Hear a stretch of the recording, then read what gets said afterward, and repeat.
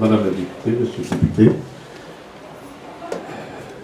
on m'a demandé d'être complet, de vous dire beaucoup de choses, et en même temps on m'a demandé d'être rapide. Donc ceux qui me connaissent déjà se mettent à sourire. Oui, ce que je vais vous dire, en fait, ça sera l'essentiel. C'est d'abord, bien entendu, de vous souhaiter la bienvenue et de vous dire que votre intérêt, votre venue, nous le ressentons comme une marque de confiance, comme pour nous un encouragement. Je dirais une marque de confiance essentiellement d'abord par rapport à tous ces professionnels qui travaillent au quotidien, qui sont des professionnels qui ont été minutieusement retenus, sélectionnés par notre directrice Isabelle Guy, en fonction d'abord bien sûr de leurs compétences professionnelles, mais aussi en fonction d'un certain nombre de valeurs qu'ils partagent avec nous tous, un certain nombre de preuves de leur capacité à donner du cœur dans ce qu'ils font au quotidien. Ce n'est pas dans n'importe quel métier qu'on sent la nécessité, quand on accueille des enfants handicapés, des enfants fragiles, parfois très très fragiles, comme vous avez pu le constater. Ce n'est pas un métier ordinaire que d'être capable à tous les étages,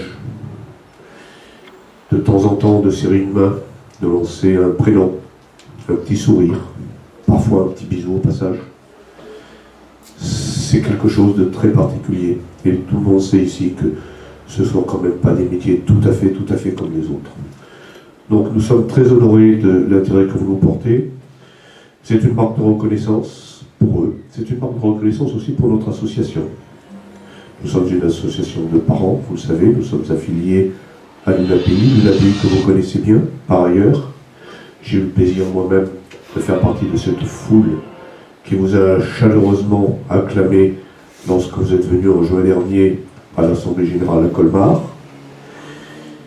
Vous avez déclenché des espoirs, en deux mots, bien sûr, de l'enthousiasme, et j'y étais, j'étais heureux d'y être. Et ce n'est pas Christophe Lemaire qui est avec nous aujourd'hui, qui est président de l'API Pays de Thau, mais qui est en même temps administrateur de l'UNAPI, qui dira le contraire. Nous avons beaucoup apprécié votre intervention.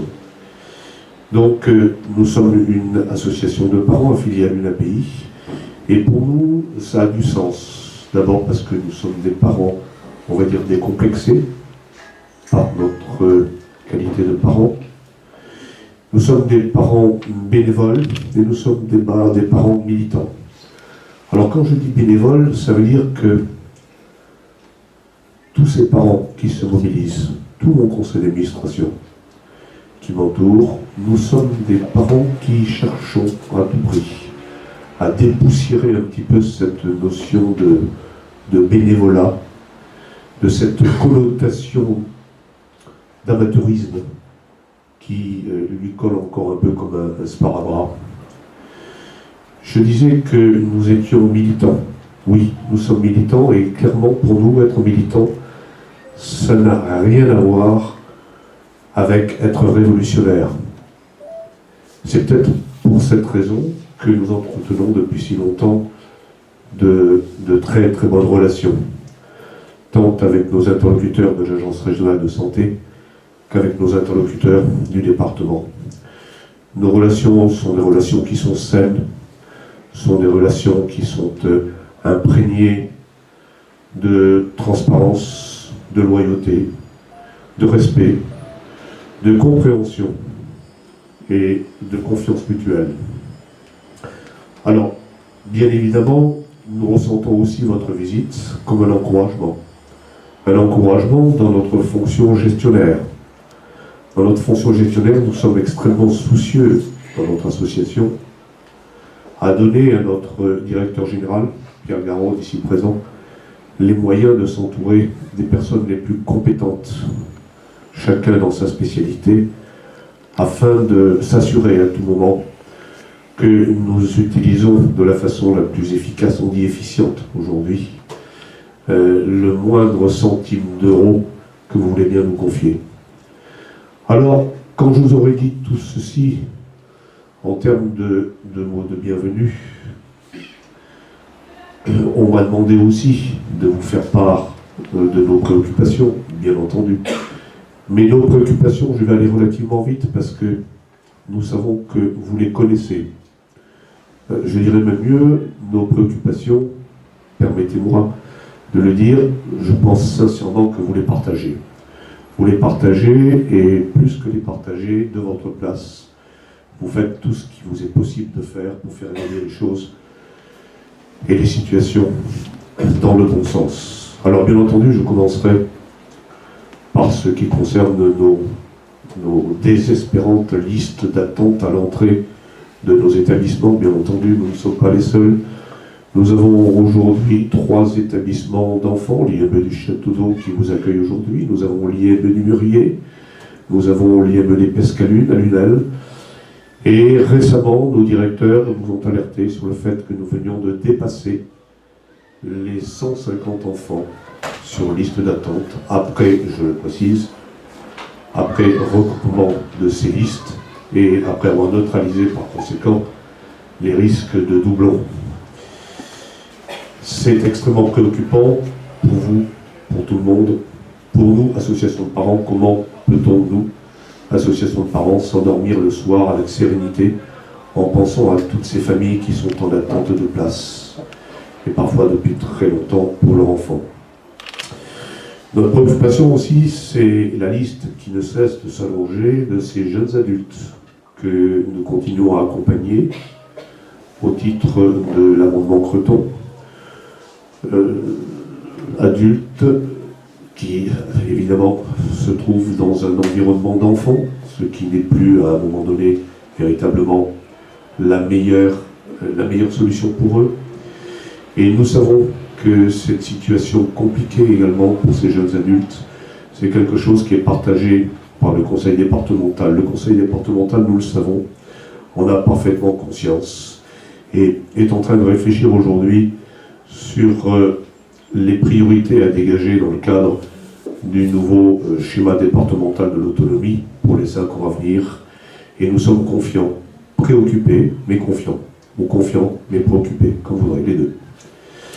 Alors, nos préoccupations aussi, on va dire, ce sont les relations vraiment très très compliquées que nous essayons d'établir avec ce monde très particulier qui est le monde du sanitaire. Oui, j'entends votre petit sourire, mais c'est vrai. C'est vrai, nous avons de grosses difficultés. J'ai eu le plaisir de m'en ouvrir lorsque Madame Cavalier a eu la gentillesse de nous faire une visite il y a quelques jours. Nous avons de grosses difficultés avec le secteur sanitaire et plus particulièrement le secteur psychiatrie adulte et pédopsychiatrie. À l'évidence, ce sont 2 mondes, le monde sanitaire et le monde médico-social, qui ne se connaissent pas et qui n'ont vraiment pas envie, apparemment, de se connaître. Nous avons alerté Madame Cavalier et nous lui avons dit que notre idée, qui n'est que la nôtre, et pourquoi pas, serait que peut-être la solution serait de passer à un mode coercitif et que peut-être l'Agence régionale de santé arriverait, elle, à obliger les partenaires à s'asseoir autour de la même table pour d'abord, bien évidemment, se connaître.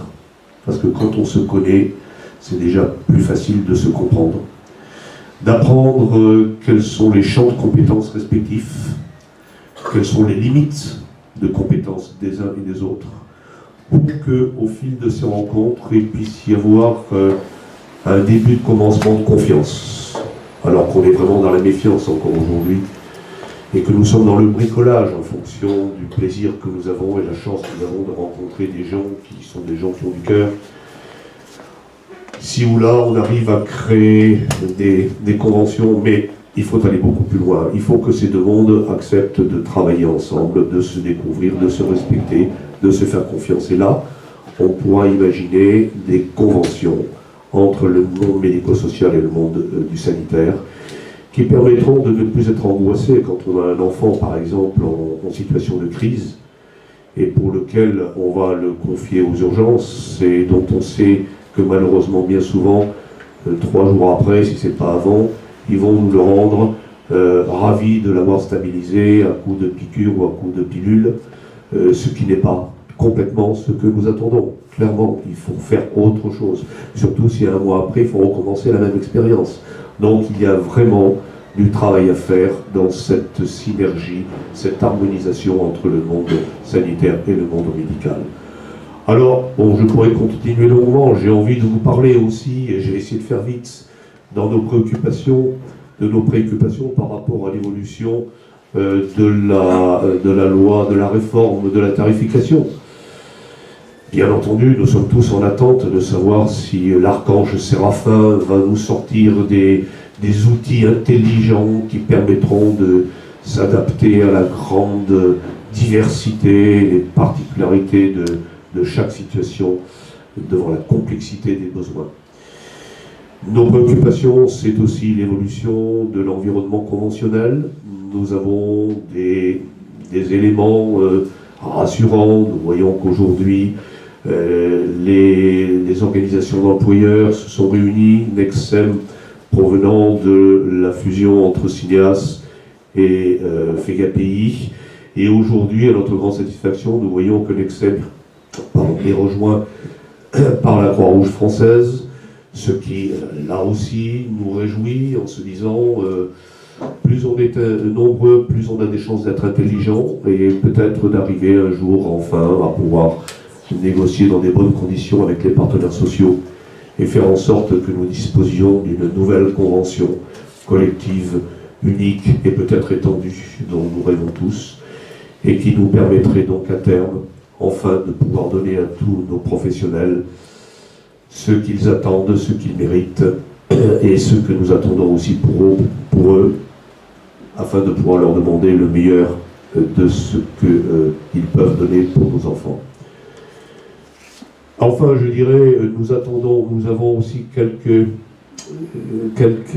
préoccupations par rapport au devenir de tous ces rapports, et Dieu sait si on en a eu, depuis le rapport Vacher-Janet, le rapport de Denis Pifteau, le Zéro sans solution, les travaux que nous suivons avec Apiti de Marie-Sophie de Sol, le rapport de Pascal Jacob, avec cette charte que nous avons tous signée avec enthousiasme, et d'autres encore.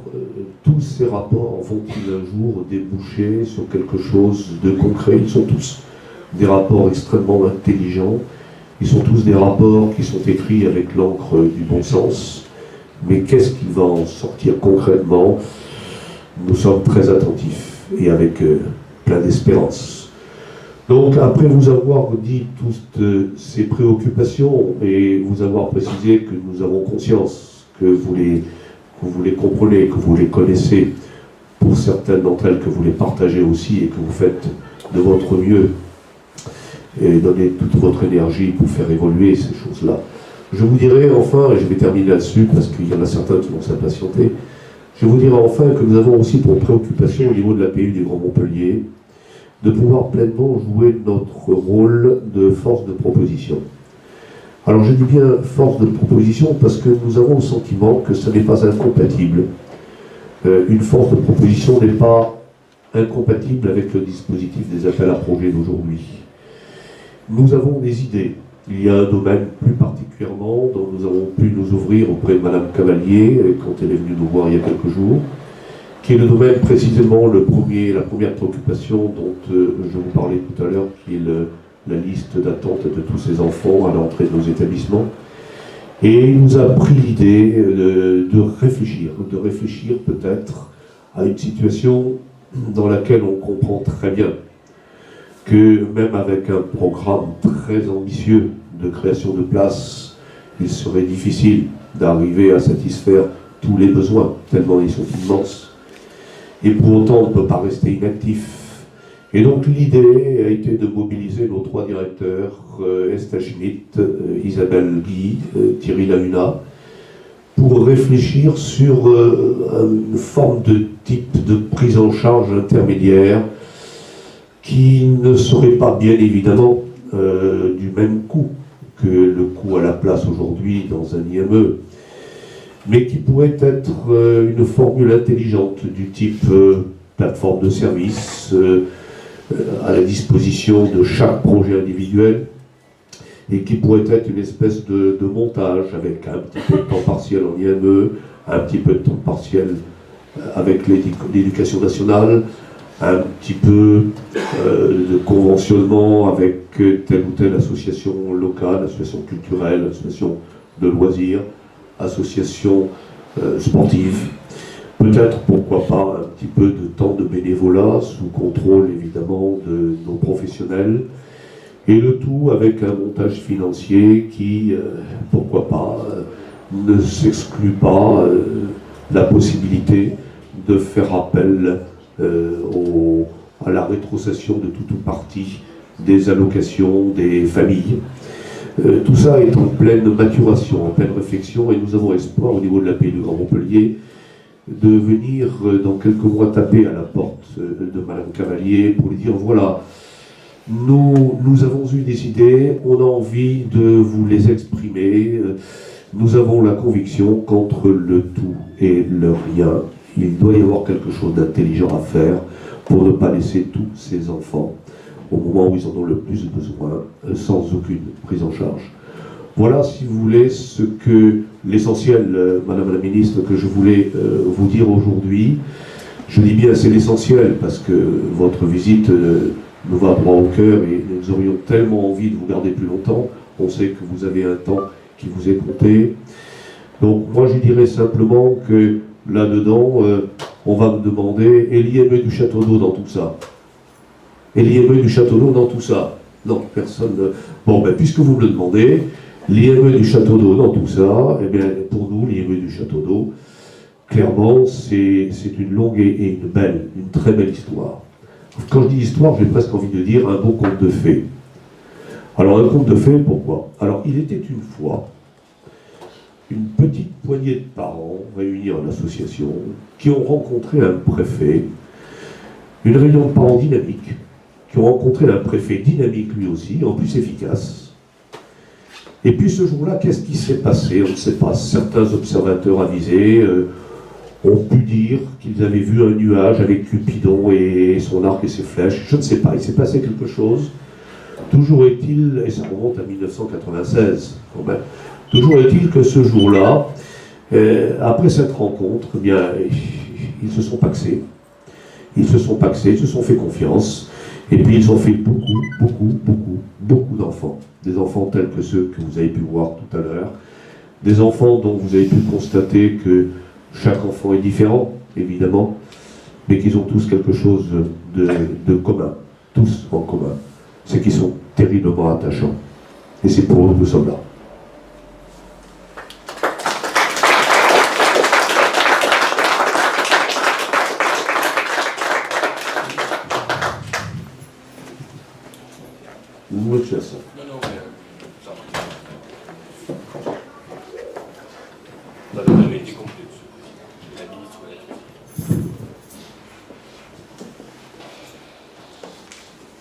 Monsieur le Président, Monsieur le député, Madame la députée, Madame la vice-présidente du Conseil général, du Conseil départemental, Madame la directrice générale de l'ARS, Monsieur le secrétaire général de la préfecture, Mesdames et Messieurs. Oui, j'ai souhaité venir effectivement dans cette IME, Monsieur le Président, parce qu'on m'avait parlé bien sûr de cet établissement et parce que je venais pour la journée des CESAD à Montpellier et j'ai jugé qu'il était important que je vienne à cette occasion dans votre structure. Parce que vous prenez effectivement ici, vous accompagnez beaucoup d'enfants, 92 au total, enfants adolescents. Et c'est vrai que d'ordinaire, on dit que c'est dans les petites structures qu'on accompagne bien parce qu'on peut prendre en compte bien les particularismes de chacun, mais vous avez su le faire, y compris dans une structure importante comme ici. Et vous avez un petit peu toutes les formules qui existent à la carte. Et donc je souhaitais venir J'ai d'ailleurs, en fait, je connais votre structure depuis que je suis arrivée dans mon ministère, puisque en 2014, j'avais donc décidé d'accorder une part de réserve ministérielle, de réserve nationale, pour permettre donc un renforcement de la section troubles du spectre autistique dans votre établissement, qui a pu se traduire par l'accueil d'un certain nombre d'enfants que j'ai vus aujourd'hui de visu. Vous savez que c'est une grande satisfaction quand on est au poste où je suis, parce que quand vous fléchez des financements, bien souvent, ça prend beaucoup de temps pour que ça arrive à l'endroit dit. Et c'est vrai que, je le dis devant les parlementaires, parce que vous votez des financements. Par exemple, quand le plan autisme a démarré en 2013, et vous avez voté les financements 205 millions d'euros, et là, quand on fait le bilan, on voit bien que les ouvertures de places, en fait, mettent extrêmement longtemps à arriver dans la réalité, c'est-à-dire que les familles, les associations ne le ressentent que très longtemps après. Mais c'est aussi parce que il y a toute une série de raisons à cela, et vous les connaissez très bien.